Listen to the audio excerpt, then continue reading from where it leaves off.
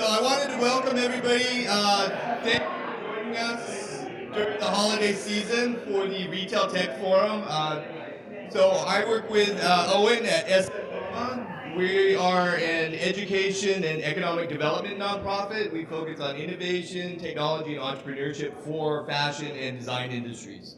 And then Retail Tech Forum is part of Retail Tech Summit, and what we are doing is working on developing the innovation ecosystem around retail technology in San Francisco. So one of the great things about San Francisco is you can get people from great companies, executives, thought leaders together for small format seminars like this one. So tonight we have executives and thought leaders from many great companies, SAP, Levi, Strauss and Company, Betabrand, Avenue Code, and also Iron Creative Communications. So I'll introduce, the moderator tonight is Matt Cooke. He's head of user experience for Iron Creative Communications, and he's also the vice president of the Retail Design Institute for Northern California.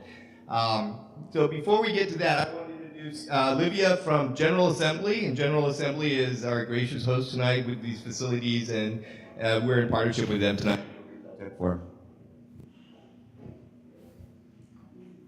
Can you guys hear me? I might just shout in case it cuts out. But my name is Olivia, and I work with General Assembly.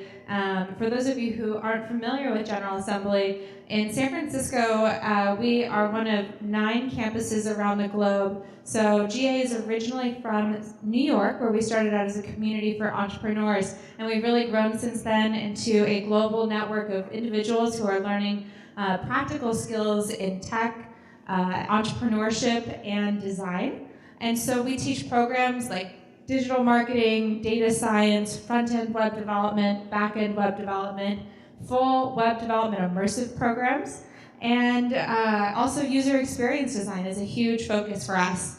And so we're really happy to partner up this evening and host you all for this wonderful event. And if you have any questions about General Assembly, Julie's going to be here this evening. She's in the back if you want to wave to Julie. And we have some brochures if you want to grab them. But welcome, enjoy. So my name is Paul Friedland. I'm a director of marketing at Levi Strauss, just down the street, not too far from here. And I oversee all of our wholesale marketing. So in-store, e-com, and traffic driving marketing. So really anything from a consumer experience standpoint that touches our major accounts or any account. So that's everything from Amazon to Macy's, Urban Outfitters, you name it, wherever we're sold. My name is Prashant Palsokar. I'm a director of technology at Avenue Code. We are a solutions and agile technology provider to many of the big name e-commerce shops around the Bay Area. So we work with Macy's, Walmart, Gap, Williams-Sonoma, the likes. And usually we bring in development expertise. We bring in processes, transformation of their existing development processes and cycle. So I've personally witnessed many implementations and the in-house technologies that people tend to use and the direction of evolution that things are moving towards. So that's my background. Hi everyone, I'm Aaron Magness. I'm with a small startup here called Betabrand. I'm pretty excited about what we're doing in the online fashion apparel space. A lot of people, does anyone know what Betabrand is? Yes. I'll leave you now. No, one thing that's exciting, I think a lot of people know us for some, very newsworthy type products, a lot of disco type products, executive hoodies, things like that, but we also sell a lot of staple products. Everything I'm wearing from Betabrand, not just because I'm coming here tonight, but I think we're doing some interesting things in the apparel space, moving how traditional retailers can think about bringing products to life and who's involved in that process, and excited to talk more about that. Hello everyone, my name is Gong. I am a VP of Product Innovation in SAP Labs in Palo Alto, although I live in San Francisco. So what I do in SAP, which is a big enterprise software company, is I lead a new product development team by focusing on actually connecting businesses with consumers through technology. So when I was a kid, actually I wanted to study fashion design, but my dad said no. How many of you are fashion designers? Just a few of you.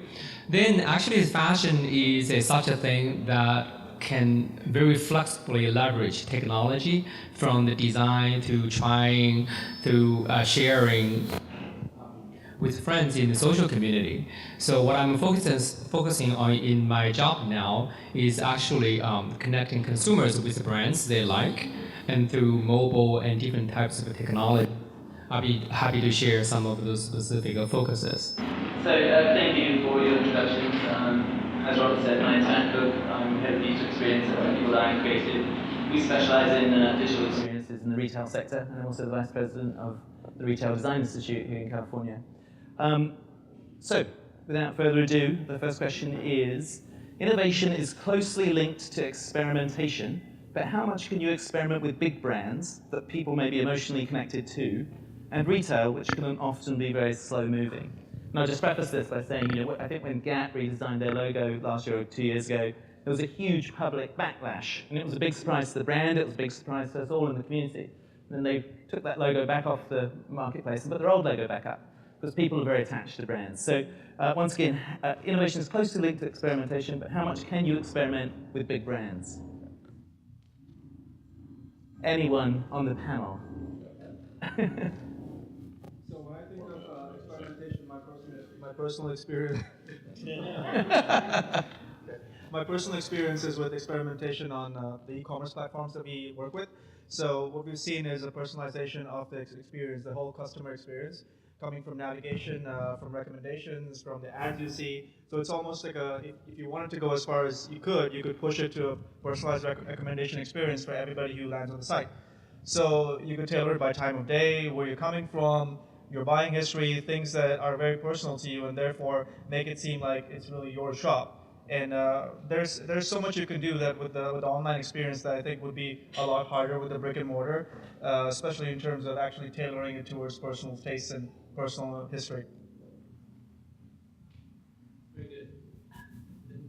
Anyone have any thoughts on slow-moving retail? So it's, on the one hand, very easy, or relatively easy to do online.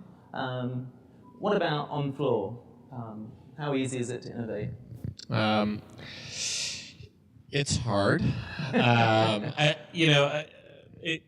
I'll answer it in, I guess, a couple parts. I think the first part is it's hard, especially when you start talking about physical spaces, inventory that you've got to carry.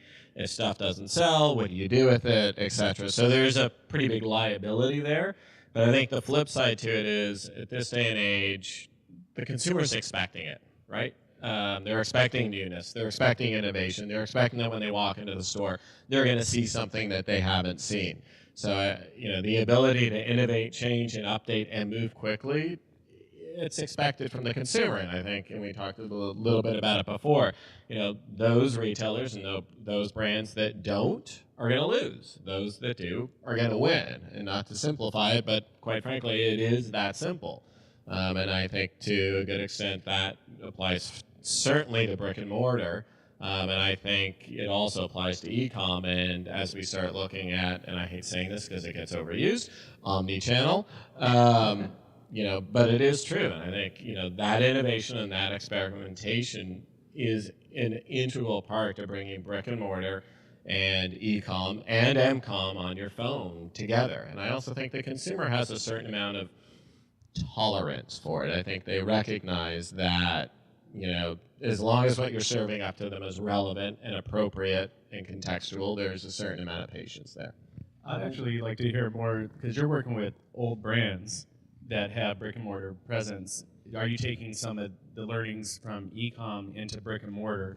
And then secondarily, you take people like Target, who I think they just launched end caps for Target Awesome or something like that, where they're using most pinned, so a very, very offline, not only off-site, but third party, and bringing it into their physical experience. So I think there's a lot of interesting innovation going on in retail, but I'd like to hear your thoughts. Yeah, so I think people are certainly trying to integrate the in-store point of sales experience with what you experience online, what you can do online. So prime example is like there are initiatives around having, like, if you have coupons, right? So you can digitize them, put them on your phone, take the same coupon to the store, and then use that coupon, right? So essentially, everything is now instead of having paper clippings, you now have everything on your phone. So you can use the same coupon on the website, you can use the same coupon with your phone in the store. So it's a pretty good integration, I think, of the digital experience across all platforms. I have one technique to share. First of all, I agree to especially Paul's point. Experimentation is inevitable part of the innovation process. So what we use design thinking in my job as a process of innovation. When I work with different brands, one technique is prototyping. Not only can do physical prototyping, I show you one example.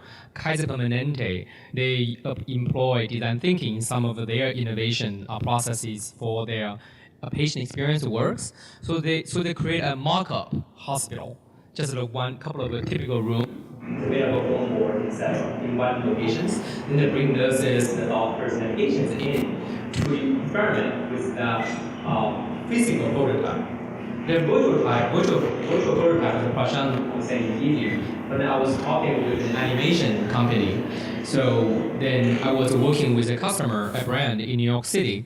So we were exploring a future scenario is using 3D simulation, 3D animation to virtually prototype a store format and the layout and the display of the products and the movement of people. Beyond Second Life, right? Exactly. No offense.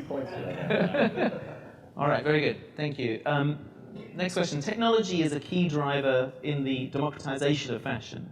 At what point does this democratization become harmful to brand equity? Or is democratization building brand equity? I think this is somewhat tailored for Aaron's question. Yeah, I think what we are doing is bringing hopefully some level of democratization to the design process, decision-making process, buying process. I think there's a lot of retailers out there that are inviting consumers to be some part of a decision-making process, whether it go back to Forever 21 all the way up to ModCloth, things like that. But our platform is submit a design, get enough votes to make a prototype, because prototyping clothes is expensive. Once a prototype is in place, crowdfund enough to meet your first run minimums. Once that's done, then you go to production. What we're able to see is a lot of people that are, historically probably didn't feel they had an outlet to come up with a clothing design, because I don't know a factory, I don't know where to buy fabric, I don't know, where to sew shop is, and we're able to take that legwork off of them and then provide this outlet for this whole maker movement that, again, hashtag hate that term. Yeah, exactly. But all these people now have a level of an outlet. I think we're excited. We really started focusing on this in late August, and we love where we're at with the designs that are being submitted. A challenge that we're having now is we have a core customer base. So how do we prioritize external designs given our rather narrow customer base, but that's an exciting challenge to have, to think about scalability. But I think there's a lot of good things going on, from giving people the opportunity to be part of a greater conversation of retail. So, and I obviously come from a brand marketing and a brand management perspective. I think if your brand stands for democracy, if that's how you're positioning it, if that's how you're creating it, then it feeds in very nicely to what we're just talking about. And Levi's is hopefully, a very democratic brand. I mean, everyone wears it, from my 5-year-old son to my 85-year-old grandfather and everyone in between, and probably half the folks in this room, and me, who I'm not terribly fashionable. So I think if you are a democratic brand and you stand for that, then you can get away with it. And I think that's part of the question is, what is your brand? What is your product? What do you stand for? And I'll be honest, I think with Levi's, we've gotten away from that. I think, over the last couple of years, from a marketing standpoint, we got a little too focused on speaking to the uber progressive, and kind of forgot about who the core of the brand is, and that democracy, or that democratic aspect. So you can still be very progressive, and you can still be very leading, and you can still be very relevant, but if being democratic and all that entails, authentic and real and true to yourself, still holds true, then you can have the best of both. Very good. So, since we're running through a list of buzzwords that no one likes, wearable technology is bringing together fashion technology, consumer electronics, and consumers in new ways. What are the opportunities or challenges for established brands, new brands, and retail? Before I came here, I was just read an article on CNN. CNN 11 projects on Kickstarter that received over $1 million pledged funds through crowdsourcing. So, by the way, I find it a Betabrand very interesting. So, and I think number 2 on that list is a company named Emotive Insight. Because I studied a little bit of social psychology and a little neuropsychology before. So what that new product does is in having kind of a headset that will detect your neurophysiological activity.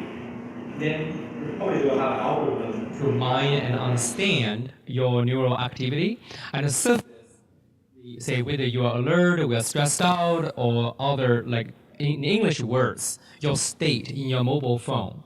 So that help you understand what psychological state you are truly in, and maybe they can be smarter, recommend you what to do, what not to do. So I found this is a very amazing coaching concept, and we call it a cognitive fitness. It's not your physical fitness like Nike, like the band stuff. But if you saw the image of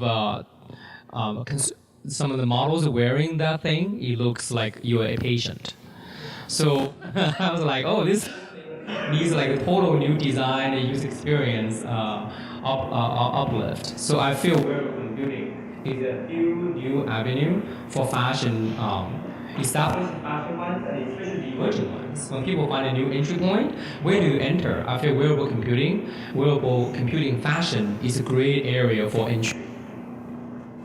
That's great. I think it brings up the flip side of that, which we talked a little bit about before, would be RFID, iBeacon, NFC, and these other micro-location technologies.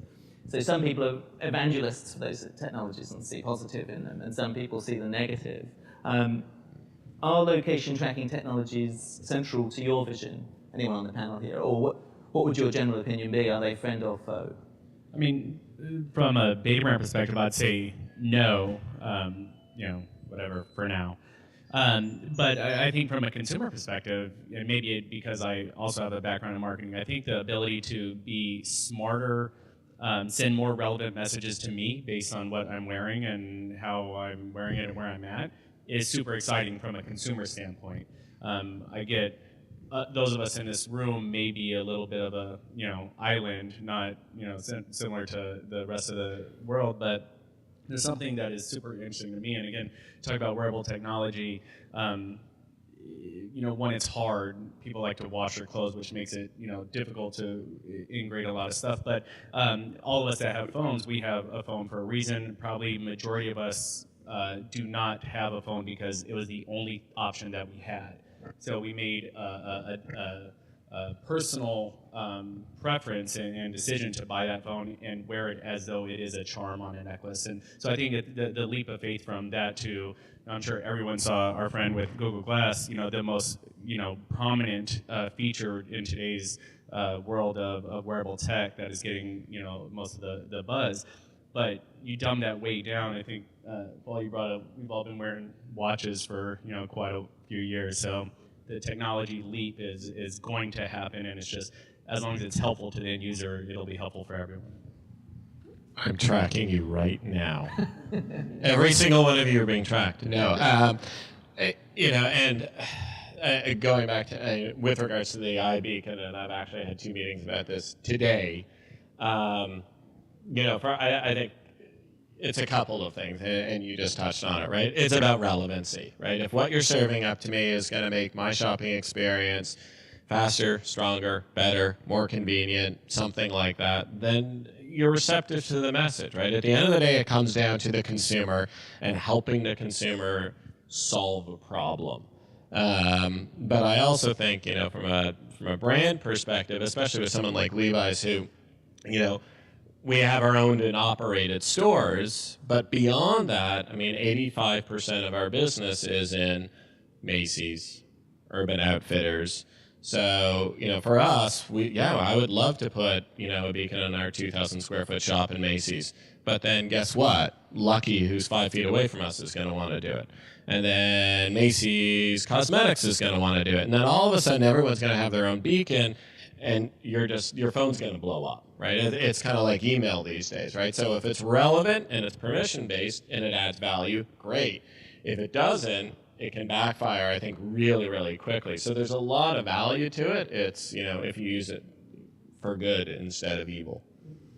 I think of, when I think of wearable tech, I think of things that are data collection platforms like the jawbone, the handset thingy that allows you to track your lifestyle. So if you were to take that data and want to share some of it, when you're in a store, you could actually say, hey, what kind of shoes are good for me? I climb the stairs up and down all day long. So here's my information for how many calories I burn. What's the best shoe for me? Or I sweat a lot when I sleep, so what's the best nightwear for me? Something like that. So I think it's, if you use that as a data collection platform in some way, I think it's pretty handy. A note to the location-based awareness and the micro-location detection. I think it's just a basic piece of technology enabled. I think the building work all the same time. I think a key is that currently how the location awareness technology is designed is really poor. I use an iPhone. The iPhone only allows me to either turn it on or turn it off.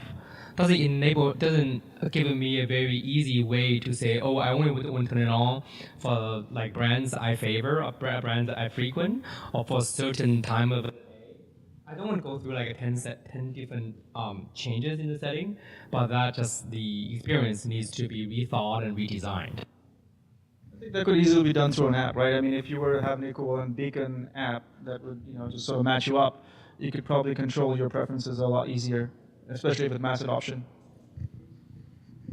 So Paul made a very good point about context for consumers and serving relevant content. We've seen a lot of big moves from Amazon, eBay, Google, and Microsoft in the fashion sector. How might this impact other brands, but really how might it come back to benefiting consumers?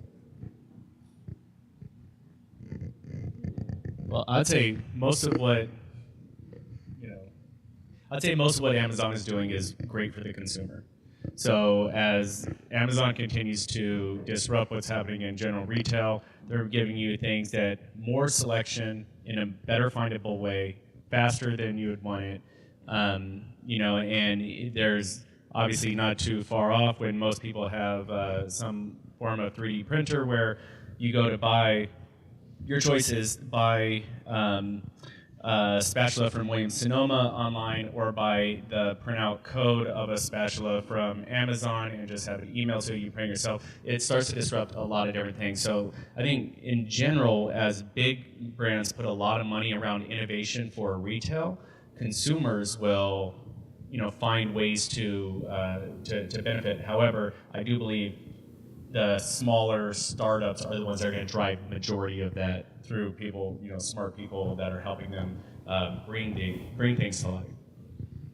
Yeah, I mean, I think, when you also look at Google and all those folks, and Amazon, they're making obviously huge strides in terms of shopping and PLAs and things like that. And we talked a little bit about it. I think the flip side to it is they're great or potentially great places, eBay, to go and buy stuff. But they are not a great place to learn about what's new, how do I wear this, what does this brand stand for, what concerts are going on, and things like that. So again, I think they're great portals for shopping and convenience. But from a brand marketing perspective, right, it's a terrible analogy, but if you think of like QSR and fast food restaurants, you've got those who have good food, or they're quick, or they're convenient. You can't have all three, right? Those guys are all convenient, but the other two have better food, or better brand, or better experience, whatever it is, however you choose to define it. And on all likelihood, they're probably just as fast, as if not faster, because guess what, when you buy from Google, at the end of the day, you're not buying from Google, you're buying from Levi's, or you're buying from Kohl's, or you're buying from Fossil, or you're buying from Tory Burch. So it's also, I think, they're great shopping portals, but from a brand experience and deeper experience, that's just something they can't deliver. Or should they, I would argue. There are two concepts I'm thinking that I'd like to share with the audience, with the group here. I think depending on which value dimension you look at. Are you looking at convenience or are you looking at inspiration? So convenience comes at the scale of the platform and the utility, the mobile being anywhere. So I see Amazon and eBay, all this, they really go into that functional convenience angle. But some of the brands, you think of the fashion as an old industry, but in the last few years in the US fashion industry, there are quite a couple of brands that have emerged and been doing very well. They're providing the inspiration, like Lululemon. A lot of the women, they love it. The Crocs shoes, they kind of lift themselves to the next level. Reverse is a customer I work with in SAP. So that they create that inspiration from their brand to their products. So I don't see they really just go in from the convenience point of view. Yeah, I think that kind of gets to our next question, which was that retail has often been broken down into rational and emotional touch points. And the question would be, will technologies that can promote emotional experiences be the next promising field of competition and development? Because as Paul says, if I go on to Amazon and I buy a pair of jeans or whatever it is I'm buying, there isn't really an emotional connection to that brand. So how are brands going to build that emotional connection in the future, and how can technology serve them? So I think I was reading about some stores that are putting a lot of flat screen TVs in their stores, just lining it up and basically allowing you to touch and feel your way to virtual products, and sort of have a 3D simulation of what your product might be. And also, I mean, to me, Apple comes to mind as a great innovator in that space, in the way that you can actually go over there, play with their toys, and satisfy yourself until you can convince yourself to buy it. So it's one of those things that, to me, emotional is about touch and feel, right? Being able to experience it. And as long as you can promote whatever experience you can promote, I mean, I was working with a company a few years ago that was trying to create a 3D model of a shoe for you. So essentially, you could go to their kiosk. That they were actually a kiosk vendor. They would supply the software and the hardware for the kiosk. You could stand on it. It would measure every dimension of your foot and figure out what kind of shoe you actually needed.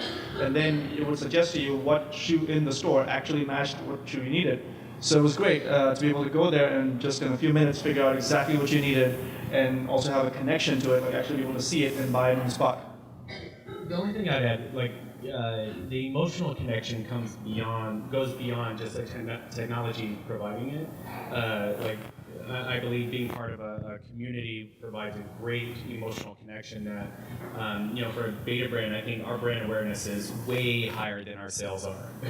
So it's truth be told, outside of, our bike to work jeans that we have one model here wearing, we don't, we have a discrepancy, but that is because I believe there's a lot of people feel that they're part of something. We do our damnedest to put our customers in front and, make them be part of the experience, the entire flow, be part of our ads, be part of our homepage creative, and that has allowed for an emotional connection that I think goes beyond what a technology could provide to make things easier, sexier, more fun. So. I don't know. I think no doubt fashion is foremost emotional. Technology has not been emotional or not associated with emotionality. So that reminds me, 15 years ago, when I was a graduate student at Stanford, we were exchanging with the MIT Media Lab. So we were looking at emotional affective computing. At that time, I was so young, I was like, what does that mean, emotional computing? So I had to do all the experiments to find out what emotion means in the computing world. Now I've been doing mobile applications connecting consumers and business for a number of years. I share a couple of examples how technology, fashion, and emotion can come together. So I think the breakthrough will be at how you can balance this together. For example, for my consumer research, especially for a lot of consumers, especially women, the emotional points either at the level of they have a social need. Often say, imagine you standing in front of a closet, you're figuring out what you're going to wear for Black Friday party coming. You have emotion, you have an emotion, right? So now technology, none of the technology brands can capture that.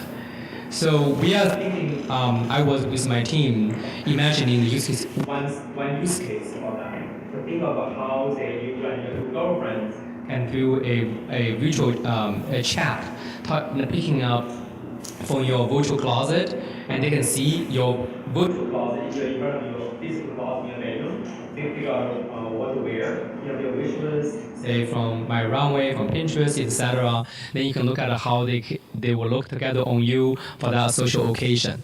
So I really like that example my team came up with. I see it's a very down-to-earth example how that emotion, social emotion, and the function come together. Then the regular business stuff will come in where you can buy it, you can place an order, place it online, pick up in the store, etc. Very good. So in a technology-rich world where everything is available to anyone all the time, which is something that Paul's touched on a little bit, which brands do you guys think have enhanced the consumer experience through technology? And potentially which are some that may have frustrated consumers? I'm asking you to name names, apparently. I'll say it again. I still think Amazon is great when it comes to enhancing customer experience through a myriad of ways, and they've set a bar, and or even my former company at Zappos, like I believe we set the bar in what is expected in e-commerce. Like we expect to have the same quality of service as I do when I go in a brick and mortar. We expect to have free shipping. We expect to have our products delivered tomorrow. And I believe, so Zappos is one that, innovated in that area. Amazon innovates around findability, suggested, lookalike, targeting, all these different things. So those are a couple of brands that I would use. I totally agree with that, actually. Amazon is amazing in terms of its path to product and the way that you can access the product and be able to check out so quickly. It really sets the standard of how easily you can check out. And personally, for me, I realize it doesn't have the best prices most of the time, or some of the time, but I've always driven to shop there just because it's so easy to do it. And it's so easy to find what I want. And working with different companies to develop recommendations. So if you ever experience across different sites how products are recommended to you and how relevant you feel they are to your buying history and to what you actually need, it's amazing how intuitive Amazon is about that, just based on your searches, based on everything that you've done, even though it might not be an explicit activity, even though it might not be an explicit search, just because you browse something, it just is so good about finding the relevant product. And some of that, it comes from the scale that they have. So one of the search algorithms, one of the recommendation algorithms that they use in general across the industry is wisdom of the masses. So if 10 people have bought a certain product, then they're likely to buy this 11th product. Now, because Amazon is such a big customer base, it just stands to reason that they have the best data on that. So I think it really makes a lot of sense for them. I mean, I won't name names, but as a consumer, and someone who handles e-com, brick and mortar, and someone who shops a lot, at the end of the day, it comes down to, I think, pretty simple things, right? What frustrates you? Can't find what I'm looking for. Shit's out of stock. It's back ordered. Links are broken. It's the basic things, and I think, and we see that with a lot of accounts and a lot of partners, like they want to shoot for the moon, and it's like, guys, you got to fix the basic stuff, right? Your UX is terrible, or you're out of stock, or your inventory is terrible. So that's the stuff that I think everybody finds incredibly frustrating. So it's like, yeah, give me a great experience. Yes, serve me up relevant content. But if you can't fix the basic stuff, it's really frustrating. And guess what? I'm gone. And I ain't ever coming back. And I'm going to go to your competitor, or I'm going to go to a different brand. And that is, I think, within technology, and we've talked a little bit about it, that to me is one of the greatest risks, right? Technology is a fantastic enabler of you name it. But there's also now the expectations of consumers go up and up and up and up. And those brands and those companies and those retailers that can't meet or stay at the pace of those consumers, and their expectations are going to be in a lot of trouble. And that is the risk, right? I mean, that's the catch-22 of technology. Very good. So we're kind of coming into the final couple of questions now. They're specifically tailored around innovation, particularly in the Bay Area. The first one is, where are your R&D dollars being spent? And do you have an innovation focus area? Are you able to share that? So for us, our spendings mirror our client spendings. So we look at what are up and coming technologies, and I'm going to use everyone's hated word, omnichannel. That's where everyone's headed towards. So especially tailoring the mobile experience. So everyone's going mobile. So we're actually making our best efforts to figure out what the best UIs are and how to actually make the right formats look good for every device. So that's really where our R&D dollars are. For us, I think probably a couple things. One of the exciting things of relying on the wisdom of crowds to create ideas that want to be brought to life is that you get a lot of ideas that amazing people want to bring to life. And then part of the scary side is, well, shit, we're taking on the manufacturing backbone of this, so that's hard. And how do we manage this scale? So a lot of our resources are going to beefing up our production staff to make sure we can handle demand. And then the other half, which right now I think we're giving a level of leeway. We make a lot of, I'll use a mission term because we're based in mission, small batch, right? So everything is small batch. So that's exciting. And right now it's giving us a little bit of leeway and permission by our customers to actually be out of stock sometimes. And we're actually, I think pretty straightforward about this. It's small runs. We're made, mostly locally. So, but we do have a bit of permission. I don't know how long that permission lasts. So we are putting a lot of resources into, super sexy things like inventory management, which may not necessarily be, the next $1 billion offshoot, but if you don't know how many, academic hoodies you have bigger things to worry about, so. And I think for us, it's a couple things. I think one, you just touched on it, right? It's mobile. Is a huge part of what we're taking a look at. Mobile as an enabler of omnichannel, mobile as an enabler of everything, right? Everyone's got one 3 feet away from you at most, etc. So that to us is priority number one. The second priority is a parallel to that is consumer research, consumer relevancy. Doesn't matter what I build, doesn't matter what awesome experience or strategy I come up with for mobile or omni-channel, if I haven't married that up with some sort of consumer relevancy, it's going to be completely useless. So we are doing our best to make sure that that the strategy meets the consumer need and that they're going hand in hand, so that we don't all of a sudden put something out in the marketplace and nobody engages in it, nobody uses it, and we're like, what the hell happened? So it is to a great extent, mobile and technology, very much leading, but at the root of it is also very much marketing 101. What's it doing for the consumer? What need are you solving for? Is it relevant? And if I'm a consumer, why do I care? And those two things have to go hand in hand. We heavily spend a lot of money on R&D because we're one of the leading technology and software companies.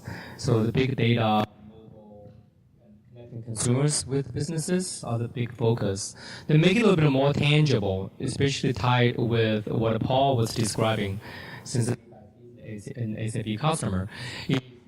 So now a lot of consumers spend most of their time browsing, searching for things on their preferred social media. A lot of times the social media, how businesses are using it, is just for branding. Then when people go see that someone was saying the link is broken, that's a well-known phenomenon on Pinterest. You see something you like, the link has been broken for a while. You don't know, right? So one innovation R&D focus I'm leading, particularly in SAP, is to how to match consumers' interest in their social media interaction with the products and services that truly desire. Not in the form of advertisement, not in the form of a paid, some sort of preferred placement, but more contextualized in what people are talking about, what they need. So that requires me and my team to know both consumer experience, the business, how they operate, how they source, how they allocate across omni-channels, to know the user experience. It requires me to know the smart algorithm that be able to take the contextual, the static profiles, the location, the time, and the metadata of the products and the images, all this fun, fuzzy, challenging stuff. All right, fantastic. So with all that said, What does a 21st century brand experience look like? And what San Francisco brand is leading the charge in this area? Simple question.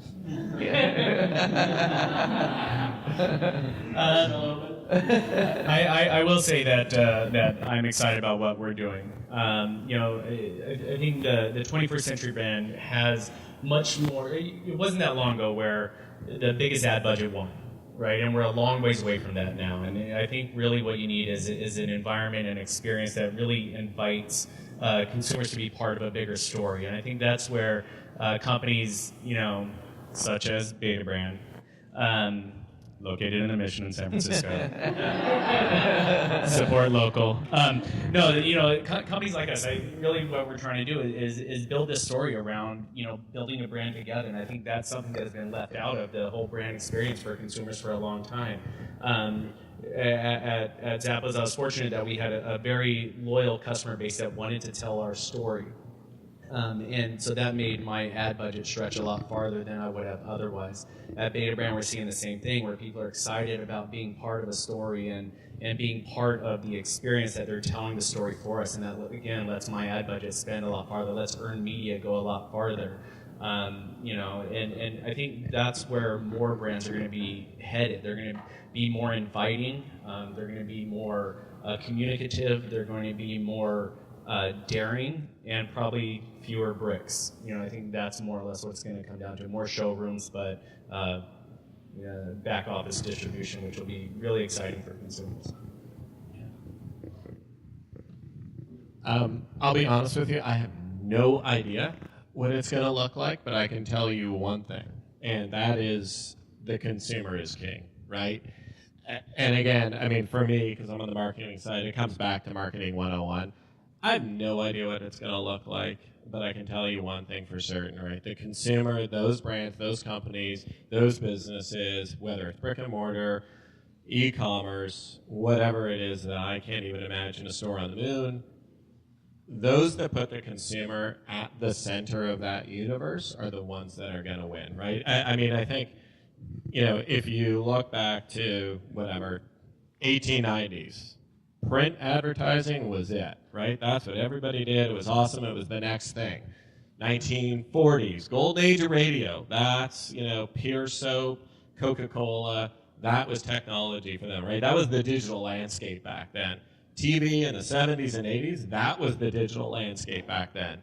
And then obviously today it is the digital landscape. And I think, when you look at brands like Levi's, usually not always, Ray-Ban, Cooke, BMW, whatever, those brands that are iconic, and some of them are also, even today, smaller brands as well that are iconic. You don't need to be a $4.5 billion company to be iconic, but those brands that are iconic in some way, shape, or form understand their consumer, and they put them at the center of that equation, and whether that is a great consumer experience, whether that is serving up something convenient, whether that is meeting a consumer need, whatever it is, those brands and those companies that, again, understand their consumer, and I think to some extent it also goes back to the data and all the back end, those are the ones that have won, and I think those are the ones that are going to continue to win.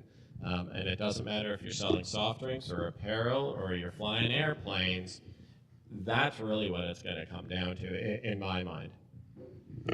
I think to me, in the future, I would value findability and things that are intuitive of what I'm looking for. So I see a future where maybe Google goes one step beyond what it's doing right now, which is mapping the inside of malls to mapping a store shelf. Being able to figure out where in Nordstrom's you can actually find the pair of jeans you're looking for, and knows that from your phone because you made an inventory of the things you want to buy that day. Right, so you go out there and you have a price point in mind, and it knows exactly where those things are and points a few things out to you. You just walk straight there. So you stop wasting your time and you figure out how to get things that are more relevant to you. So I think data mining is the future. Betabrand in the Mission. Okay, I'll be the last to go. I really love this question because it reignited my passion to create fashion design, create even fashion brand myself, or working with folks. So this is how I imagine a 21st century fashion brand from San Francisco, I would agree. It has the following 3 properties. First, all its material is made of organic, natural fabrics, like cashmere and silk, no polyester. So it's organic. Second is smart. So when I wear my sweater and garment, it knows like, oh, your stomach is not doing very well, you need to eat more of this. Why not? Because it's the most intimate thing to my body.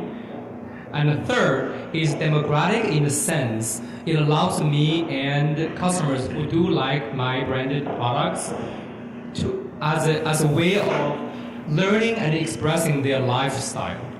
Democratic in the sense you don't have to conform to, hey, you're going to earn a lot of money to buy a Louis Vuitton bag. Even Louis Vuitton bag is not your aesthetic style, it doesn't fit your lifestyle very well.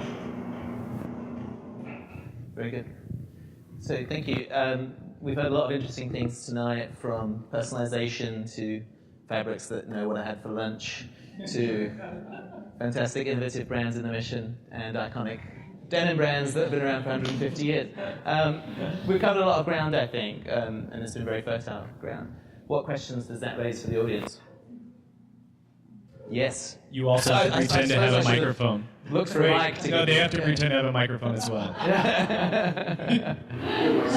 away. I recently realized that about well context, my background is in fine art, but I'm a little bit, so kind of understand well aesthetics, but not specifically go background in practice. So I'm just not trying to learn how to sew or looking at dress form. And so I came across this company called I think it's called Avalon or something like that. And they're taking 3D scans of human bodies to make more lifelike forms, and Macy's is the company that's using them currently. And then you can think about something where many major brands are. And then coupled with that, I came across another company called Myality, which is short for like My Reality.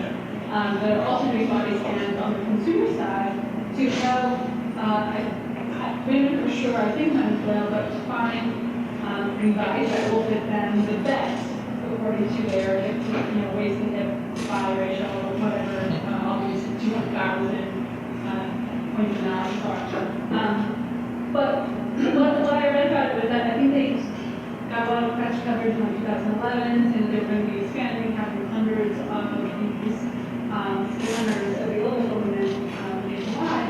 And when I tried to find the closest one in San Diego, it looks like there's only about 5 in the nation right now.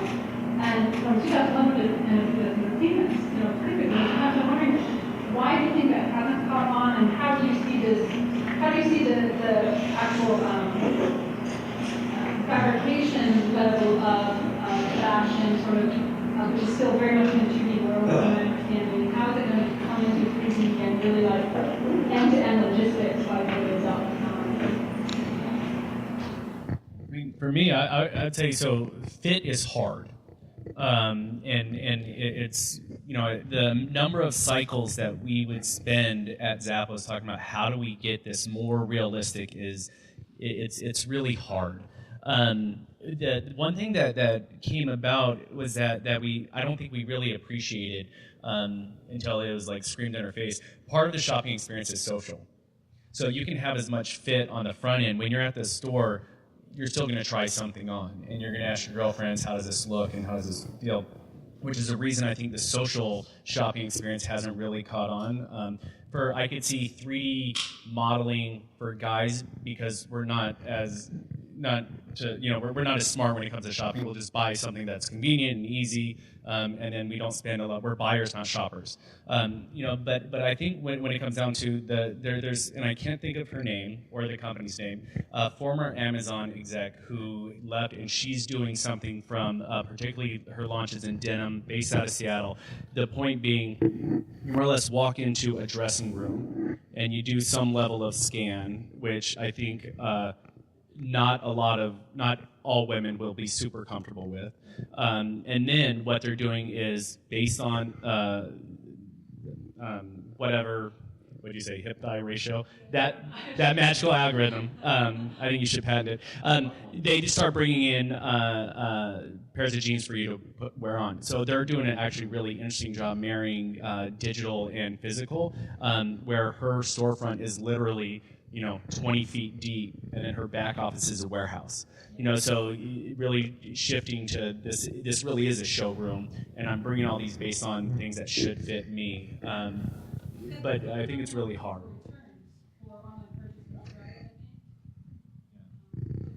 But I mean, so traditional retail, and I'd love to hear if you think otherwise. But you're going to average around a 30% return rate. What's amazing is Zappos has like literally the most liberal return policy ever. They're in line with industry standard. So people behave the way they behave. So it's not easy. Right. Yeah, I mean, I think when you look at, Myality and those physical machines, I think the online component and, with that, I think part of the reason that, at least from our perspective, it didn't get adopted particularly well is it's only as good as the information you input, right? It's a data, it's an algorithm. So it's only as good as the information that we provide. And I think about the jeans, right? Yeah, and I think to your point, fit is really hard. I mean, it really is hard. It is phenomenally hard. And I think, back to, I think the example about the physical machines, that's an example of what I was talking about consumer relevancy. And you just touched on it as, great, women have a really hard time finding a pair of jeans that fit them. So stick them in a portal, it'll transport them, and it will zap lasers, and it'll tell you, these are the jeans for you. But, and it's no offense to those that have done that, and some of them have been successful, but I think others of them was like, guys, did you even think about, whether a woman wants to stand in the middle of a machine, standing in the middle of a mall or a Macy's? I mean, no, who wants to do that? So that's why I say it comes back to the consumer, right? Put the hat on and say, the technology might be awesome and it might be really beneficial and it may or may not give you a great fit, but as a consumer, as a man or a woman, am I really comfortable taking that action? But how awesome would it be to download your body scan that we all have at every airport, and then put it in your Fitbit, so when you walk in, you say, here, I've already got it. Too much detail.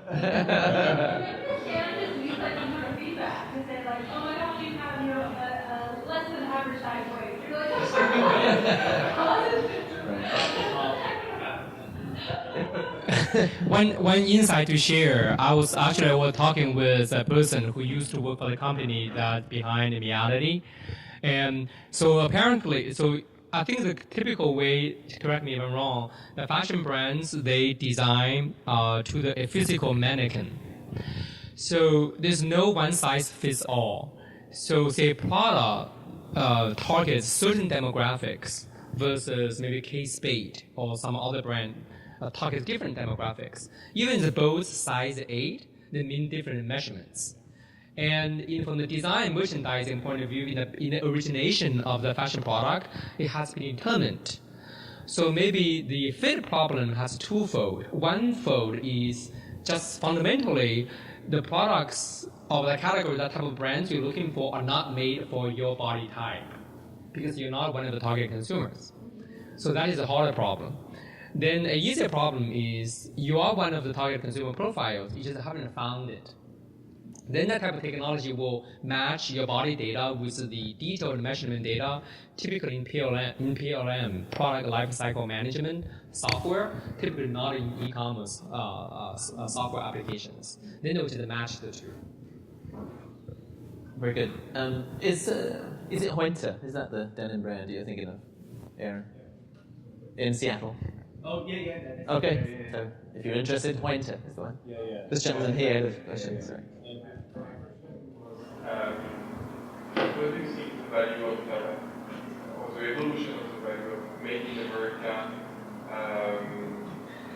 and actual brands here, which are quite different, like your approach to the site, like Betabrand, Levi, and how do you see, will you with a brand one day to batches outsource it, world, Levi at one point bring back the factories in the US? Is there any value to it? How do you see the evolution of that? What do you say with the made in America? We also see a lot of design in America, so I guess it's important in a way. I mean, so very transparently, about 80% of our products are made in the U.S. Of those, about 95% are made in San Francisco, Bay Area. The remaining is we have like one line of jeans that are made in L.A. But we have about 20% of our products are made overseas. You know, going back to, we want all the super organic, you know, high touch product, but we want it for $19.95. And that is a challenge for consumers to say, okay, I'm willing to spend this much money. I think, you know, you have people like Everlane who is doing something interesting with their transparency, but the scale purpose in today's world sort of dictates some things. And there's like a very beautiful garment industry, particularly in denim in LA. There's a beautiful knit industry in the Bay Area, but it's small, right? So I think it would take some time to, it's not all on your shoulders, but you know, if New Balance brought, I think all of their factories back to Jersey or Pennsylvania or something, right? That makes an impact, and then when that happens, you can bring scale and value more in line. And when we're $1 trillion juggernaut, you know, evil empire, maybe we'll start looking more holistically at that. But we do know that our customers are willing to pay more for items made in San Francisco, and we can actually get faster turn, and the terms on cash flow are better. Because if you move something overseas, you're paying up front on a 6-month build out, which is garbage for a startup. So. No, I think you're absolutely right. I mean, I think, and this isn't just me speaking, because I'm not authorized to speak on behalf of Ellis & Co. I think part of it depends on, not to get all MBA-ish, but part of it depends on your business model, right? I mean, I think, you know, within Levi's and within certain brands, there are products and product lines that, you know, to your point, that folks want something that looks good, fits reasonably well, is on fashion, is on trend, but I want it for $20 or $30 or $40 or $50. But then I also think there is also, you know, to your point, that even within Levi's, we do have a small made in America component, but it's a higher price point. And it's not a higher price point because of margins and greed, it's because it is more expensive to produce here. And there are consumers that are willing to pay extra for that. And there are a ton of benefits. I mean, we go back to one of the original questions around, you know, being able to move quickly and being able to use innovation to adjust and respond. Well, part of the benefit of being made in the U.S. is, guess what? I don't have to wait 4 months for that thing to be hauled on a boat across the ocean and sit in a warehouse, et cetera, et cetera. So, you know, there is absolutely a component of that that says, for those who want faster styles, more relevant, et cetera, that's one way to go about doing it. You know, and I think someone like Keen Footwear is a great example. You know, that's a company who, based up in Portland, offshored all their shoemaking, just as just about every other major brand has done. And somebody in their finance department crunched the numbers and said, it was like, dude, you realize all we have to do is raise our prices 75 cents to have it made like 4 blocks from our corporate office, and guess what? We can build an innovation lab. We don't have to ship that stuff across the ocean. So, you know, I think a lot of other companies are taking a deeper dive into the business model to see, is that actually viable? And I think, you know, others like New Balance, I think some of them are using it as a marketing handle of credibility and around democracy. I think others are actually looking at it and saying, it's actually now a pretty viable business model. And it may not cost a ton more. So Keen is a perfect example of that, where someone crunched the numbers and was like, it's actually really not that much more for us to build it. And you get a ton of benefit from it. A ton of benefit. You can respond faster, quicker to market. You can prototype faster, which in apparel is incredibly important. Like, good luck trying to prototype something that is made overseas. It's really hard. Oh, and guess what? Everyone that's on your design team doesn't need to go and jump on a plane and spend $2,000 and hang out in Thailand for a month, which would be awesome. But you don't need to do it, so it's a bit of both. Very good. So I think we're pretty much out of time. Maybe, what do you think? one or two more questions. This lady here. You mentioned that Amazon's more of a brand of convenience, but you've really tried to step into more fashion and that inspiration space through their Twitter and their ads. And do you guys think they'll ever be able to cross over completely into that inspiration or fashion-y space? Or do you think they'll always be the brand they buy or curtain rods or textiles from? I mean, so I became a little close to Amazon after the acquisition, but one thing I do know, people don't expect Westfield to be super awesome, right? But they expect to go into the Tory Burch shop and be really inspired. I don't see a reason, whenever the brands, not that long ago, Levi's wouldn't let, Zappas and Amazon of the world to sell. I believe there's no reason for a digital experience to not be enhanced and allow that to live inside any given number of marketplace channels. And Amazon is spending tons of time, energy, and resources in doing that.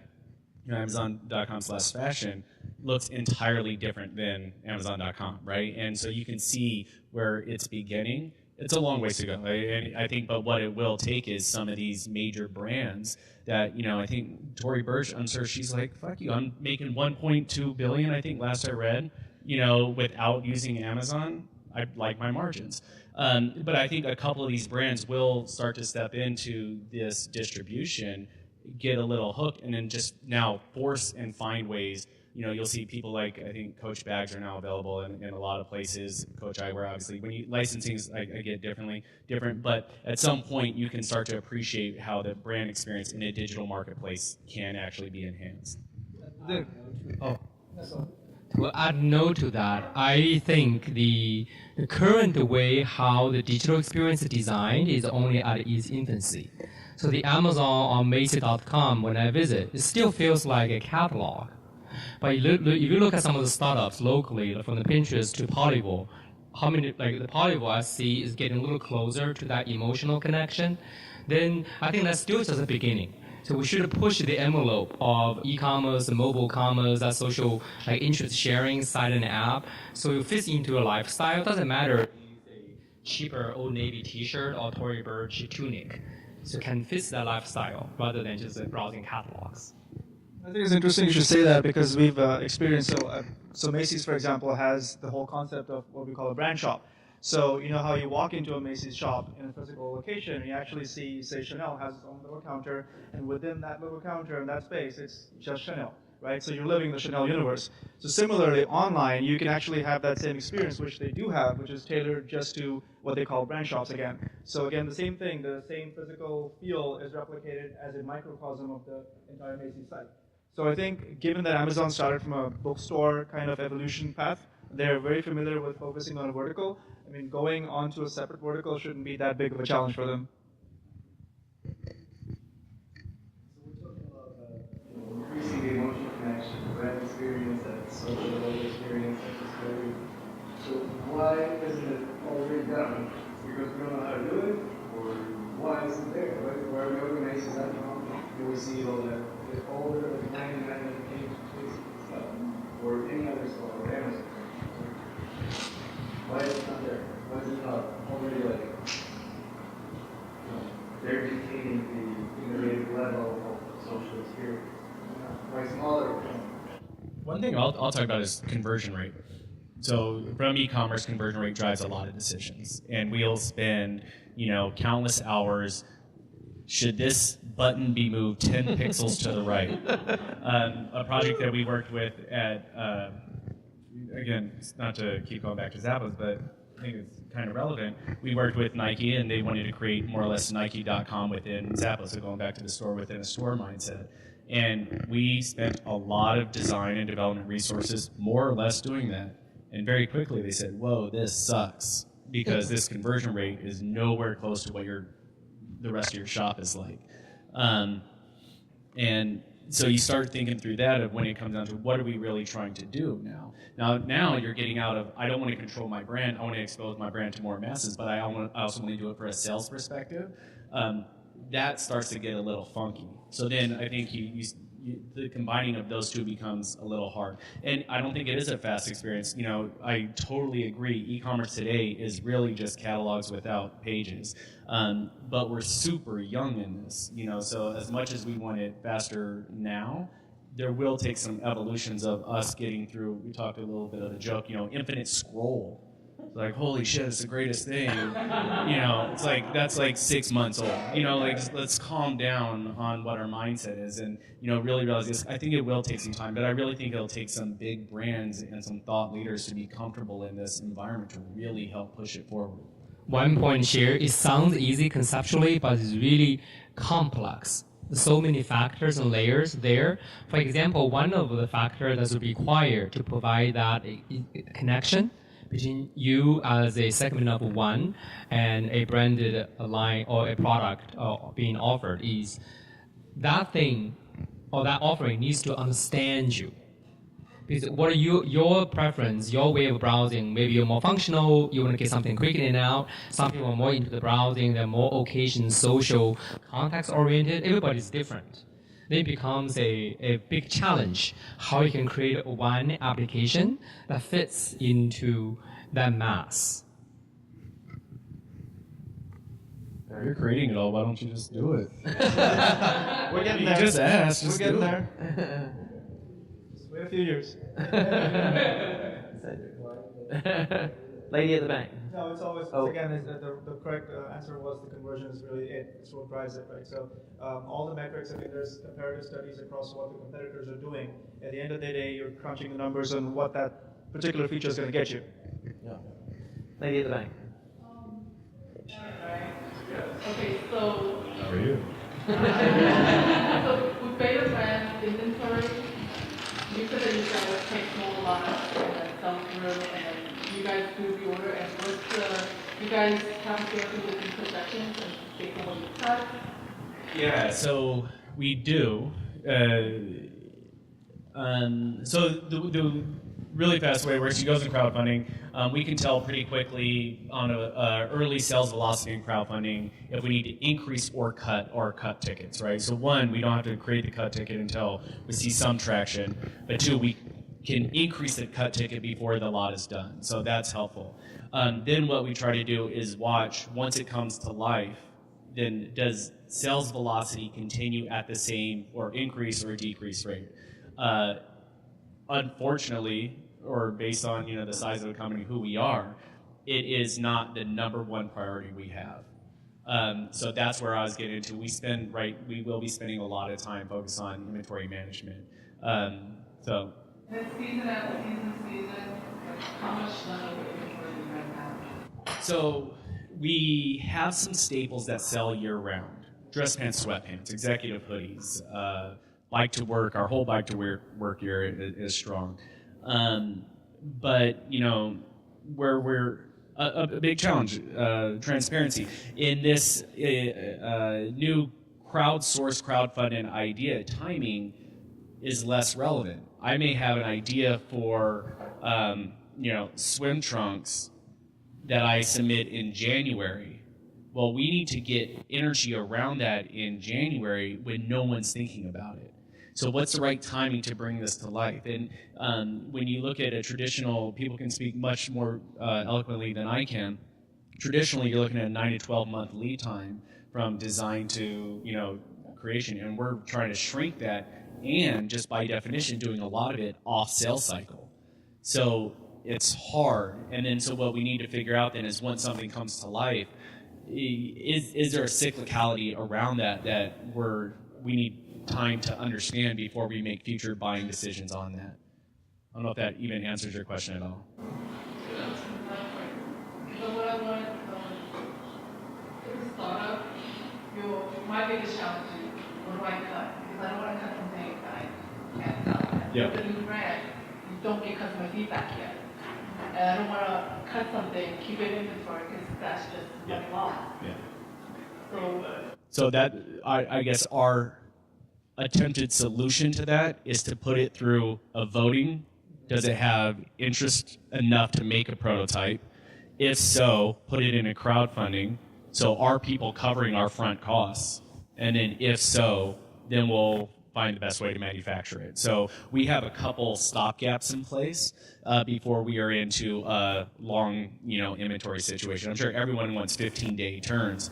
We're not all lucky enough to be there, but we're also not on a 12 to 24 month turn cycle as well. And those are a couple things that we do to try to make it closer. And each run is pretty small. We're talking really in the couple hundred range, 200 to 400 range. So in the end, you can probably sell that many at our size.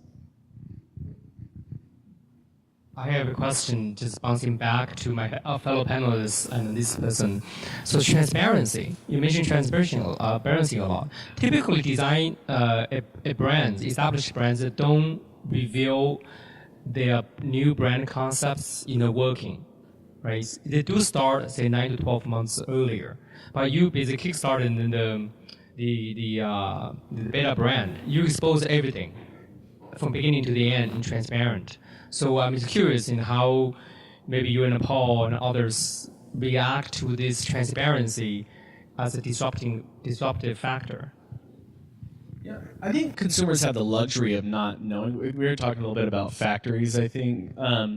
They just want it to show up at the right price and fit, So transparency can get you, I think, so far. Like our transparency is that first item in our think tank, it's a sketch. Right, so there's not a lot going on there. The prototype may or may not change a little bit from the end piece, but where we've been fortunate to have the permission by our customer base is because they know that it's a limited run. They know that it's part of a sort of inner circle, and we incentivize the crowdfunding piece. So you've never seen this. You will never see it if it doesn't come to life. So we will give a tiered discount based on when you are willing to give us your credit card. And that may sound harsh or something, but in retail, we need credit card numbers, right? So that's what we're trying to do. So, we're trying to be transparent through the process, but in the end, that is so that we can make better buying decisions to run a profitable business. Do you think of like old-fashioned infomercials, which it's not you, what you say, use for delivery? It's the exact same idea, right? They're gauging interest, accepting orders before they're manufactured. Yeah, I think it's an interesting discussion around transparency, and and to some extent, again, the consumer is going to gauge that, and they're going to be the ultimate arbiter of that and the ultimate judge of it. I think in terms of transparency, and you guys are doing this, and I think other brands and other companies who are transparent, and Levi's to some extent, but I think transparency comes with leadership, right? So if you are the leader in your category, I can be transparent because I know I am one step ahead of my competition. I know that more often than not, that there is some relevancy, that there is a consumer demand around this thing. So I think transparency is really rooted in leadership, however you choose to define what that means. And clearly you guys are a leader in that space. Zappos is a leader within their own category. And with that comes, to some extent, the luxury of transparency. The challenge with that is if all of a sudden you wake up and you find out that you're not the leader, that's where the conundrum comes from. And that's where there is actually a lot of risk. And then all of a sudden, well, you're not as transparent as you once were, right? So it can be a bit of a love-hate. We are also fortunate that we're arguably more fashion than we are tech. You can be a lot more transparent in fashion than you can in tech. Our proprietary. It's proprietary. Our special sauce is, we have a community that, sends us a lot of photos of them wearing our product, and we can argue that we have more on-site, more photos of our per product than anyone else. So there's something interesting there that is part of something bigger. So, that all of you can do that, and we just feel we're in a good position, good starting position there. And I think also with transparency, it's, if I'm not leading, I can be really transparent and I can say, I'm copying your business model, right? But do I have the credibility to do that with a consumer? Probably not, because I'm being so transparent that they're going to call me out on it and go, what are you guys doing? Right? So again, you got to be careful with it. There is definitely a fine line in terms of being transparent from the standpoint of being very authentic and being very genuine and being very connected with your consumer and, you know, the feedback that you get, and just being transparent in terms of I'm copying my competitor, and there's no credibility with that. So we're scheduled actually for a few more minutes if we have any more questions. Yeah, go for it. My name is JD. We're the tech startup going on called Fastener. So we're here because we're trying to merge fashion and function. And is retail tech driving up prices, down prices? Is it flat? Is there any? I know it's a general question. Just variables, but is like what she was mentioning earlier, where it's like, oh, you get scanned and it fits you in pants that you perfectly like. That sounds expensive, you know, and. I don't know. Is our prices going up because of retail tech? Or are prices flat and there's more profits because you're using analytics and data to make more profits? Or are prices going down because of those analytics so you can be more efficient as a company? Great question. I don't necessarily know if prices are. I don't know if we're in a situation of margin inflation. I don't think any of us would really say that in fashion, because the R&D behind it is still expensive. The product itself is still expensive.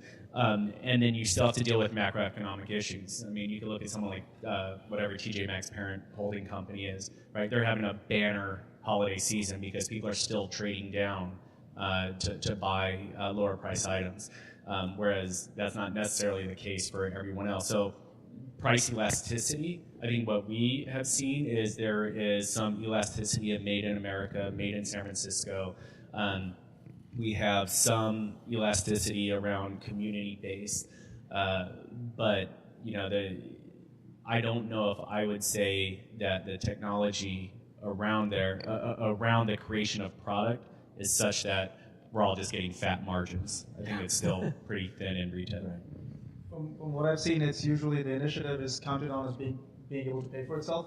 So if you're developing some sort of new technology, then you're hoping to scale up in terms of selling volume that it actually pays for itself. So you're not necessarily price gouging the customer to recover your value, but rather just try to scale up and eat at margins from other competitors.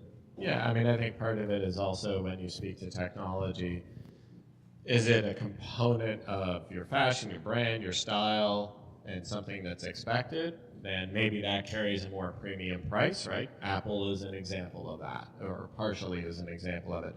Or using technology as an enabler for your business, and it's just the cost of doing business. And without it, you're going to fall behind, you're going to be less relevant, your competitors are going to beat you. So I think, you know, for us, it's a margin neutral component to it, but again, I think from a technology, it's like, is that part of your brand, and is that what you're standing for, and is your consumer willing to pay a premium and therefore higher margins for it, or is it something that's underpinning your business?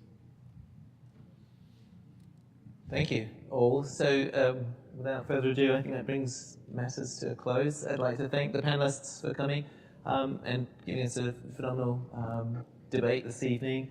I'd like to thank Retail Tech Forum for putting on the event, and for General Assembly for kindly hosting. Thank you very much, and thank you all for attending.